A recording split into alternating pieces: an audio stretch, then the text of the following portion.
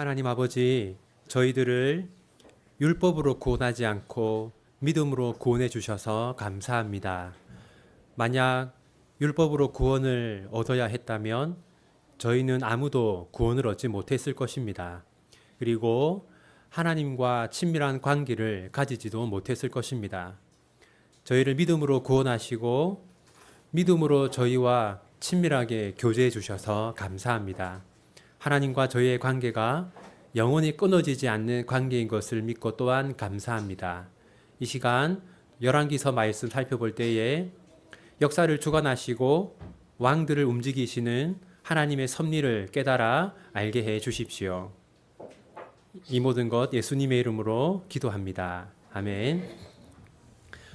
구약 파노라마 23번째 시간이고 열왕기하 살펴보겠습니다. 여러분, 우리가 구약 성경에서 역사서를 보면요, 한 가지 의문이 드는 게 있습니다. 그게 뭐냐면 같은 내용을 다루는 게 두 권이라는 것이죠. 열왕기서와 역대기서는 거의 내용이 같거든요. 여러분, 왜 역사서를 두 권이나 성경에 기록했을까요? 그 이유는 다음과 같습니다. 우선 기록 목적의 차이가 있습니다. 열왕기서는 언제 기록을 한 거냐면요, 바벨론 포로기 때 기록을 한 겁니다. 그러니까 바벨론의 포로로 끌려간 다음에 기록을 한 것이죠. 따라서 열왕기서의 주제는 무엇이겠습니까? 친구들, 열왕기서의 주제는 무엇이겠어요?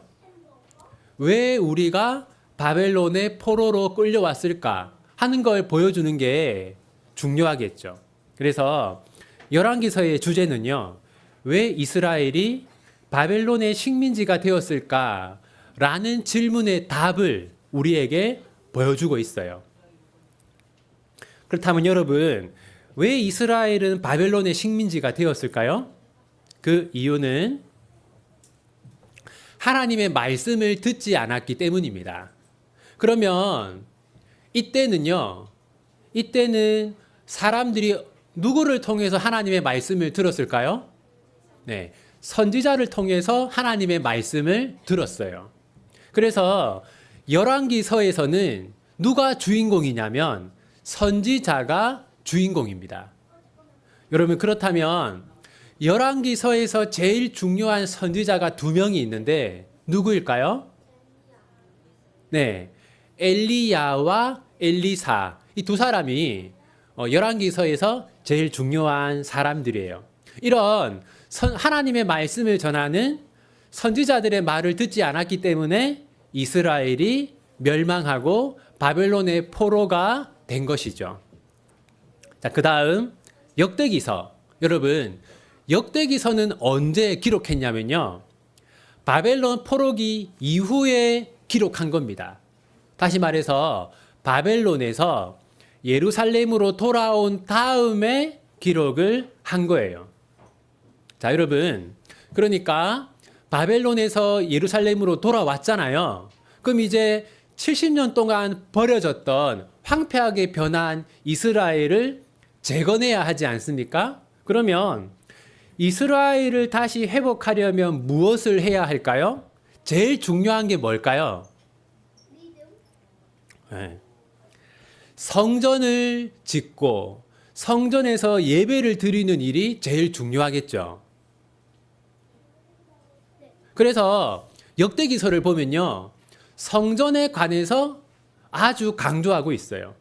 그리고 여러분, 자, 성전에서는 주로 누가 봉사합니까? 제사장이 봉사하죠. 그래서 역대기서의 주인공은 제사장입니다.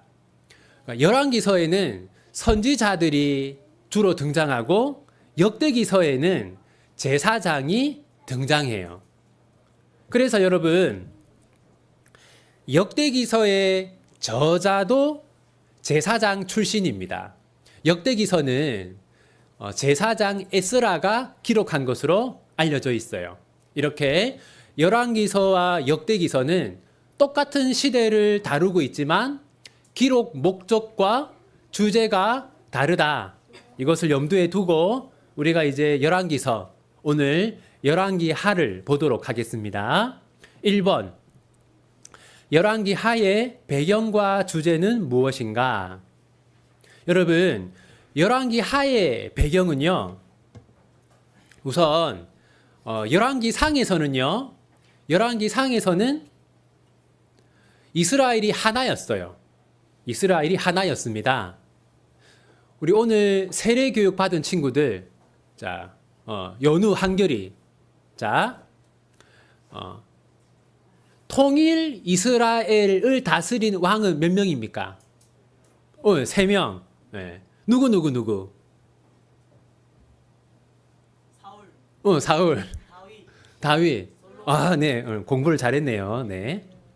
그래서 여기까지가 열왕기 상의 내용이고 이제 열왕기 하에서는요. 남과 북으로 나눠집니다. 나눠지고 결국은 북이스라엘은 어떤 나라에 멸망합니까? 북이스라엘은 아수르에 멸망당하고 남유다는요. 바벨론에 멸망당하죠. 이렇게 이스라엘이 남북으로 분열되고 결국은 멸망하는 거, 이것이 열왕기 하의 배경입니다. 자, 2번 엘리사는 엘리야에게 무엇을 요구합니까? 여러분 제가 열왕기서는 누가 주인공이라고 했어요? 네, 선지자. 네. 역대기는 제사장. 왜냐하면 성전이 중요하기 때문에. 그런데 열왕기서는 선지자가 중요하고 대표적인 선지자가 누구라고요? 엘리야와 엘리사. 여러분 그런데 열왕기 상의 주인공은 엘리야입니다. 그리고 열왕기 하의 주인공은 엘리사예요. 그래서 엘리사는 엘리야의 후계자입니다. 열왕기하 2장 9절 말씀 우리 함께 읽겠습니다. 엘리사가 이르되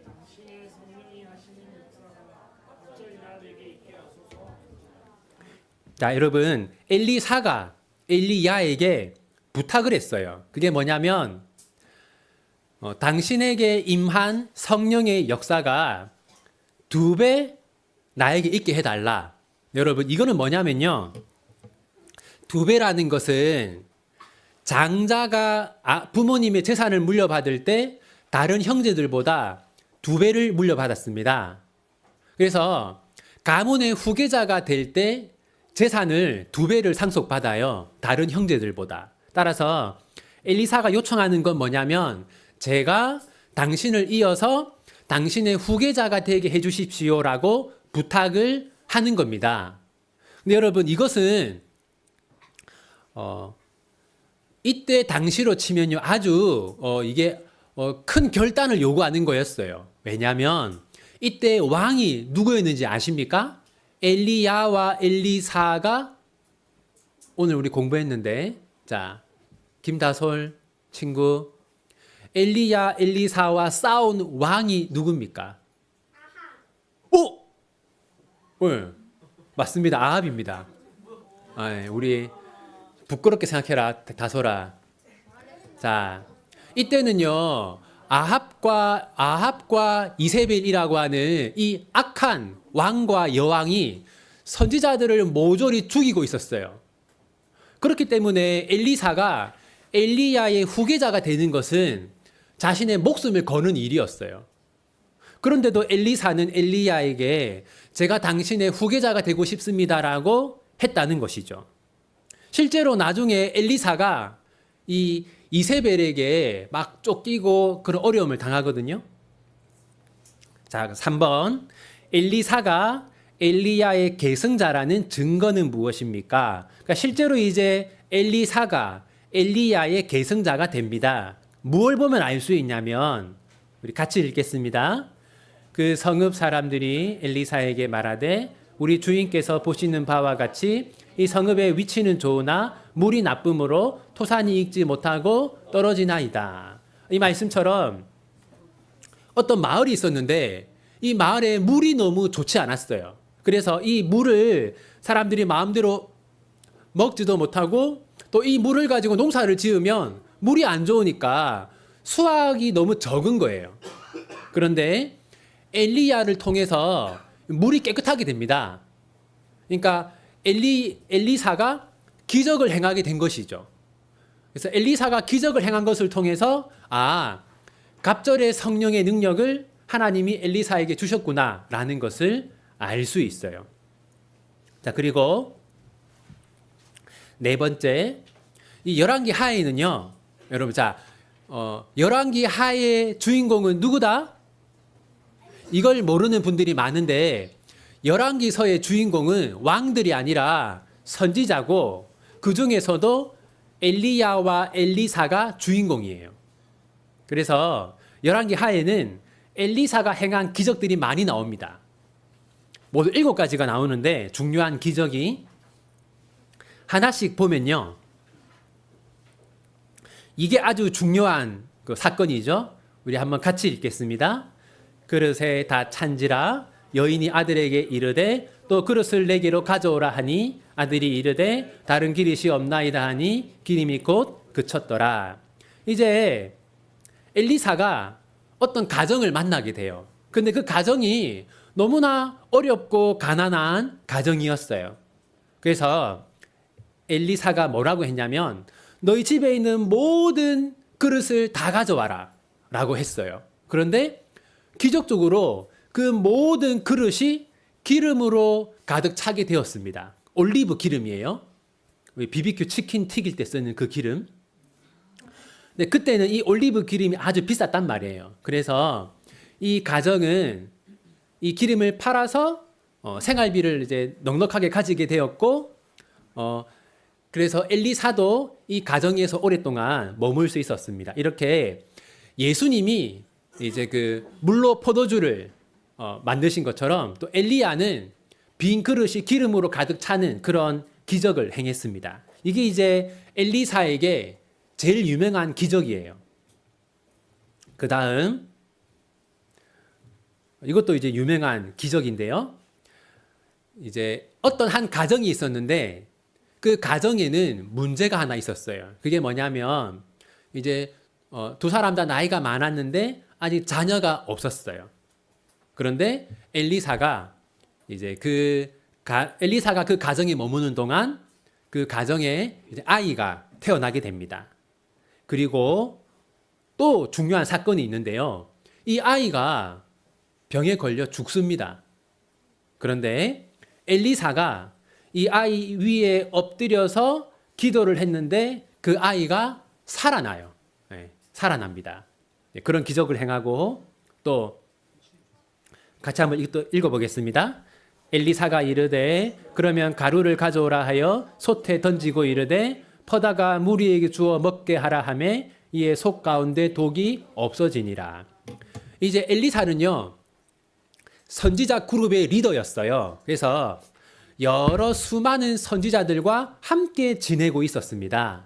근데 이제 밥을 먹고 있었는데 큰 그릇에 스프를 끓여서 여러 사람이 같이 먹고 있었는데 그 큰 그릇, 여러 사람이 먹을 스프를 끓인 그릇 안에 독이 있었던 거예요. 아마 흔히 우리가 이제 뭐 독초라고 하잖아요. 그런 게 재료로 들어갔던 것 같아요. 그런데 그때 이제 엘리사를 통해서 그 독이 사라지게 됩니다. 우리가 뭘 알 수 있냐면요. 이때 이 왕이 누구였다고요? 네, 아합. 그러니까 아합을 따르는 사람들이 있었고 엘리사를 따르는 사람들이 있었어요. 그런데 엘리사를 따르는 사람들은 다 어떻게 됩니까?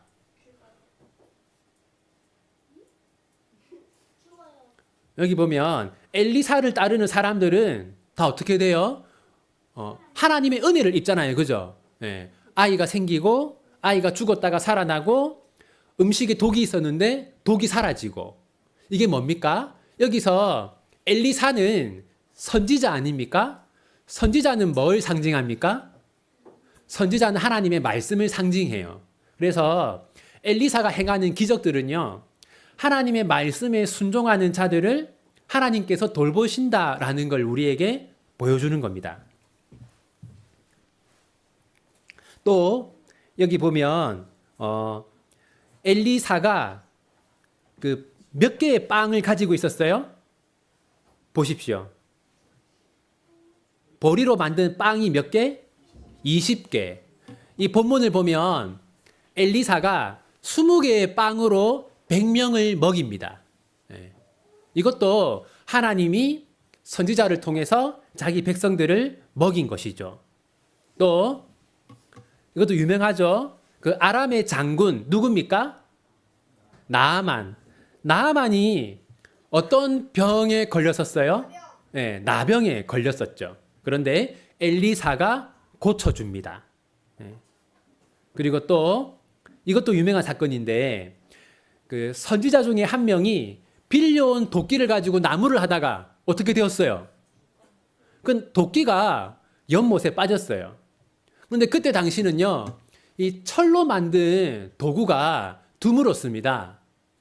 그렇기 때문에 이게 아주 비싼 물건이었어요. 근데 엘리사가 그 철로 된 도끼가 물에서 떠오르게 하죠. 자, 중요한 건 뭐냐면요. 중요한 것은 엘리사는 무엇을 상징한다? 하나님의 말씀을 상징합니다. 그래서 하나님의 말씀을 상징하는 선지자들을 가까이 하고 대접한 자들은 하나님의 보호와 은혜를 받았다는 것이죠. 자, 5번. 굶주리는 백성들에게 엘리야가 선포한 예언은 무엇입니까?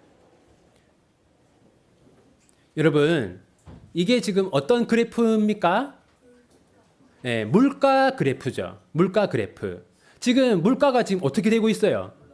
올라가고 있죠. 여러분, 지금 이렇게 물가가 올라간 원인들이 여러 가지가 있는데 그 중에 하나가 전쟁입니다. 전쟁. 지금 전 지구적으로 전쟁들이 일어나고 있고 그 전쟁들 때문에 이 물가가 엄청 올라가고 있어요. 마찬가지로 지금 이 엘리사 때에도 계속 전쟁이 있었어요. 주로 이스라엘과 아람 사이에 전쟁이 있었습니다. 전쟁이 있었으니까 이때 물가가 어땠겠어요? 물가가 엄청 올랐겠죠. 그런데 그때 엘리사가 뭐라고 했냐면요. 우리 한번 같이 읽겠습니다.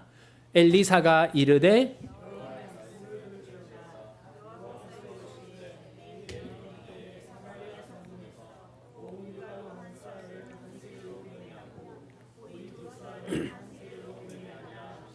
자, 여러분 여기 보면요.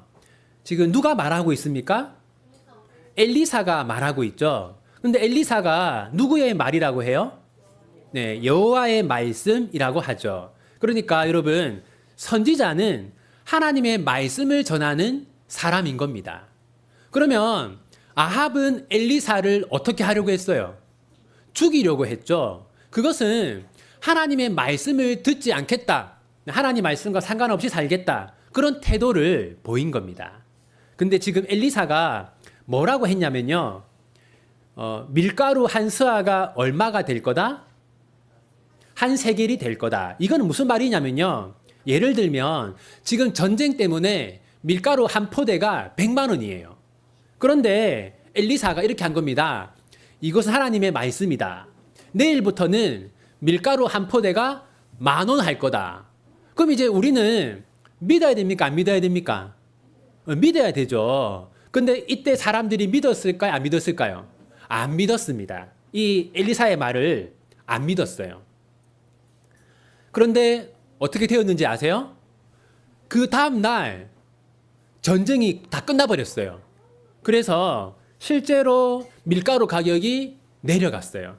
그러니까 이게 뭘 보여주는 거냐면 이때 당시에 선지자들이 하나님의 말씀을 전했지만 북이스라엘 사람들은 하나님의 말씀을 듣지 않았다는 것이죠.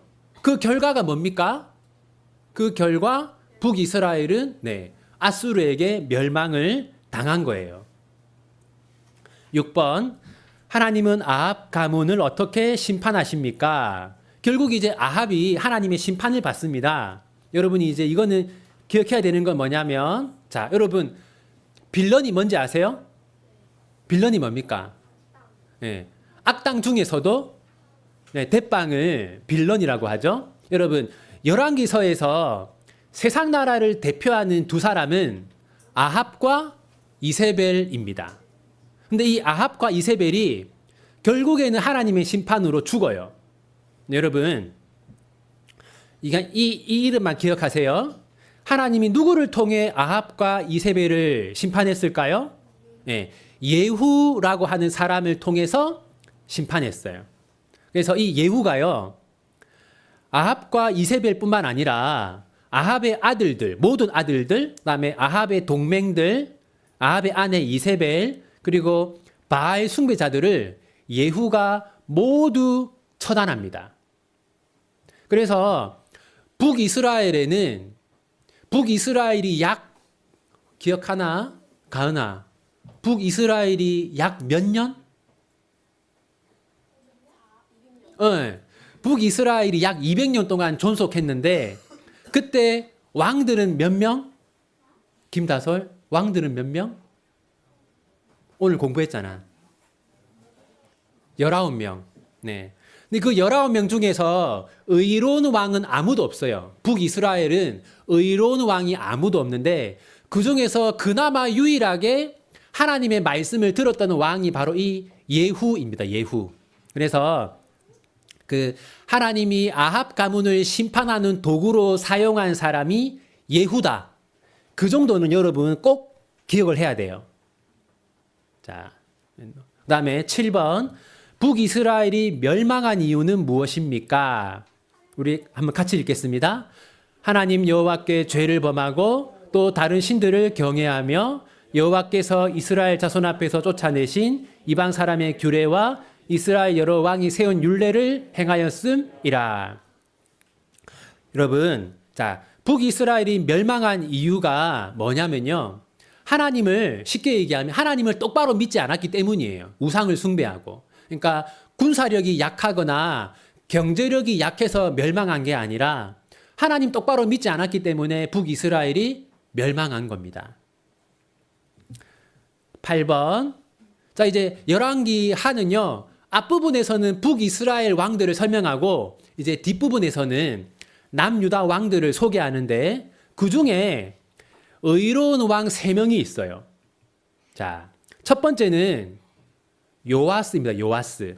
여러분 한번 책에도 그 구절이 있는데 여기 한번 밑줄 그어 보세요. 여호와 보시기에 한번 밑줄 그어 보세요. 요아스 표시하고 여호와 보시기에. 그다음 히스기야도 표시하시고요. 또 밑줄 그어 보세요. 여호와 보시기에. 그다음 또 요시야도 표시하시고 또 똑같죠. 여호와 보시기에.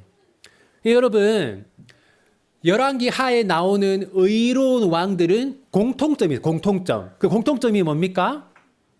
하나님 보시기에. 그러니까 이 의로운 왕 3명은 사람들이 나를 어떻게 보는가 하는 것보다 무엇을 더 중요하게 여겼습니까? 하나님이 나를 어떻게 보시는가 하는 것을 더 중요하게 여겼던 것이죠. 9번. 히스기야가 죽을 병에 걸린 이유는 무엇입니까? 여러분, 이 히스기야가요, 죽을 병에 걸렸다가 하나님의 은혜로 살아납니다. 우리가 이런 걸 뭐라고 합니까? 네, 기적이라고 하죠. 그러면 왜 이렇게 하나님이 하셨는가? 히스기야가 죽을 병에 걸렸다가 살아난 다음에요, 아수르가 쳐들어옵니다. 근데 이 아수르가 북이스라엘을 멸망시키고 그 다음에 남유다를 멸망시키러 온 거였어요. 그런데 그 전에 히스기야가 죽을 병에 걸렸다가 살아납니다. 이건 뭐냐면요, 하나님이 히스기야야, 네가 죽을 병에 걸렸다가 기적적으로 살아나지 않았느냐? 마찬가지로 아수르가 쳐들어오지만 네가 하나님을 의지하면 기적적으로 아수르에게 이길 수 있다라는 그런 표적입니다. 표적. 10번. 요시야는 율법책을 발견한 후 어떻게 행동합니까? 이 요시야가 또 유명한 왕인데요. 자, 요시야가 왕이 된 다음에 그 요시야 앞에가 아주 악한 왕이었어요. 이 악한 왕들은 성전을 관리하지 않고 성전을 엉망으로 만들었습니다. 그래서 요시야가 왕이 된 다음에 성전을 보수했어요. 그런데 성전을 보수하다가 무언가를 발견합니다. 율법책을 발견해요. 율법책. 율법을 기록해 놓은 책을 발견합니다. 보시면 두루마리 형태로 되어 있죠. 왜 율법책이 성전에 숨겨져 있었을까요? 이 앞에 있던 악한 왕들이 성경을 다 없애려고 한 겁니다. 그러니까 어떤 누군가가 성경책을 몰래 숨겨 놓았던 것이죠. 그거를 성전 보수 공사를 하다가 발견한 겁니다. 학자들은 이때 발견한 성경이 신명기일 것이다 라고 해요. 그 이제 이 요시야 왕이 율법책을 읽습니다. 아마 신명기를 읽었겠죠? 읽었는데 한 가지를 발견해요. 뭘 발견하냐면 신명기에 보면 반드시 유월절을 지키라고 되어 있거든요. 그런데 유월절을 지키지 않았던 겁니다. 그래서 요시야가 이 율법서를 발견한 다음에 유월절을 지켜요. 유월절은 뭐냐면요. 여기 보시면 유월절을 지키는 방법은 약 일주일 동안 무교병을 먹습니다. 이 무교병은 뭐냐면요. 누룩을 넣지 않은 겁니다. 여러분, 그 빵에다가 누룩을 넣으면 빵이 어떻게 돼요? 부풀어 오르죠. 그러면 먹을 때 어떻습니까? 예, 부드럽고 맛있잖아요. 그죠? 그러면 누룩을 안 넣으면 빵이 맛있겠어요? 맛이 없겠어요? 맛이 없겠죠. 그래서 유월절은 맛이 없는 빵을 먹는 겁니다. 예. 맛이 없는 빵을 먹는 것은 고난을 의미하잖아요. 그러니까 이것은 애굽에서 고난받았던 것을 상징하는 거예요. 예. 요시야는 성전을 보수하다가 율법책을 발견했고 율법책의 말씀대로 유월절을 지킨 왕이다. 기억하시고 그 다음 11번. 이제 남유다도 멸망하거든요. 그런데 여러분 이 말씀이 열왕기 하의 결론입니다. 그러니까 열왕기서의 결론 우리 한번 같이 읽겠습니다. 유다의 왕 여호야긴이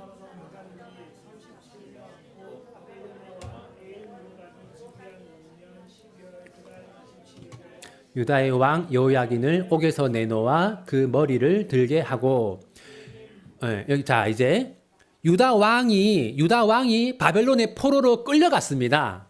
포로로 끌려갔는데 어떤 일이 일어납니까? 감옥에서 풀려나죠. 이것은 뭘 의미하는 거냐면 포로가 된 이스라엘이 언젠가는 다시 예루살렘으로 돌아갈 것이다 라는 것을 이 열왕기서의 결론이 보여주고 있는 겁니다. 이게 이제 결론이고요. 그냥 여러분 참고로 하나를 더 말씀드리면 지금 우리가 이스라엘 사람들을 뭐라고 부릅니까? 유대인이라고 부르죠. 왜 이스라엘 사람이라고 안 하고 유대인이라고 부를까요? 자, 그 이유는 유대인이라는 것은 유다 지파 사람이라는 뜻이에요. 그 왜 여러분 이스라엘은 지파가 몇 개였어요? 12개죠. 여러 지파가 있는데 왜 지금 이스라엘 사람들을 유다 지파 사람이라고 부를까요? 자, 그 이유는 이스라엘이 남북으로 나눠졌을 때 북쪽은 몇 개 지파? 북쪽은 10개 지파. 남쪽은 몇 개 지파? 남쪽은 2개 지파. 그런데 이 북쪽의 10개 지파는 아수르로 끌려간 다음에 어떻게 되었습니까? 아무도 그러니까 돌아오지 않았어요. 그러니까 10개 지파는 그냥 사라진 겁니다. 그 다음에 남쪽에는 몇 개 지파? 남쪽에는 2개 지파가 있었는데 결국 하나로 합쳐져요. 그래서 그냥 유다 지파 하나가 됩니다. 그리고 이 유다 지파가 바벨론으로 끌려갔다가 돌아왔어요. 그러니까 12개 지파 중에서 뭐만 남은 겁니까? 유다 지파만 남은 것이죠. 그래서 그때부터 이스라엘 사람을 그냥 유대인이라고 부르게 된 겁니다. 이제 결론. 열왕기 하는요. 열왕기 하는 어떻게 그리스도를 보여주는가? 여러분, 이제 열왕기서에서는 다윗 언약이 중요한데 다윗 언약은 뭐냐면요. 다윗의 후손이 대대로 이스라엘을 다스릴 것이다 라는 게 다윗 언약입니다. 근데 여러분, 남유다가요 이제 약 400년 후에 멸망하거든요. 400년 후에 멸망했어요. 그리고 그러면 다윗 언약이 사라진 게 아니냐? 그래서 남유다가 멸망했지만 몇백 년의 시간이 지난 다음에 다시 예수님이 왕으로 오시잖아요. 그래서 끊어졌던 이 다윗 왕가가 회복이 됩니다. 그래서 예수님은 다윗 언약을 성취하는 분이다라는 것을 우리가 알 수 있습니다. 이제 몇 가지 교훈을 살펴보면요. 첫 번째, 여러분, 이스라엘이 멸망한 것은 무엇 때문입니까? 네, 실력이 부족해서가 아니라 신앙이 부족했기 때문이다. 여러분, 그래서 우리가 우리 자녀들을 키울 때 우리 자녀들이 실력만 좋으면 잘 살 거다. 이렇게 우리가 생각해서는 안 됩니다. 우리가 신앙이 부족하지 않도록 우리의 자녀들을 잘 양육해야겠죠? 두 번째, 이제 틀렸네요. 엘리사가 이제 기도했잖아요. 엘리야의 능력에 갑절을 주십시오. 그랬는데 실제로 하나님이 엘리야에게 능력을 주셨어요. 우리 여기서 알 수 있는 것은 하나님은 기도하는 사람에게 지혜와 능력을 주신다는 것을 알 수 있습니다. 우리 초등부 또 중고등부 친구들, 하나님께 지혜를 구하십시오. 하나님이 여러분에게 지혜를 주실 겁니다. 그 다음에 세 번째, 여러분, 의로운 왕들은 특징이 무엇이었습니까? 하나님 보시기에 정직하게 살았어요. 그러니까 사람들이 나를 어떻게 볼까 하는 것보다 하나님이 나를 어떻게 보실까 하는 걸 더 중요하게 생각했다는 것이죠. 우리 이제 한번 우리 살펴본 말씀 붙들고 우리 하나님께 같이 기도하는 시간을 가졌으면 좋겠습니다. 여러분, 실력보다 신앙이 더 중요하다는 것을 우리가 알 수 있습니다. 성공하는 것보다 하나님께 순종하는 것이 더 중요하다는 것을 우리가 보았습니다. 이 시간 기도할 때 우리 비전교회 성도들이 실력보다 신앙을 중요하게 여기고 이 땅에서 성공하는 것보다 하나님께 순종하는 것을 더 중요하게 여기는 우리 비전교회가 될 수 있도록 그렇게 이 시간 함께 우리 마음을 모아서 하나님께 기도하기 원합니다. 기도합시다. 하나님 아버지, 우리 시간 비전교회를 위해서 기도합니다.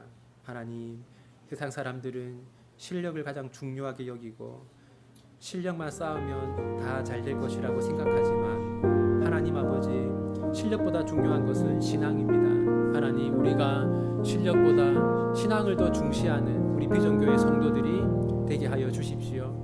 하나님, 우리가 이 땅에서 성공하는 것보다 하나님께 순종하는 것을 더 중요하게 여기는 그런 우리 교회가 하나님 되게 하여 주십시오. 하나님, 우리에게 은혜를 베풀어 주십시오.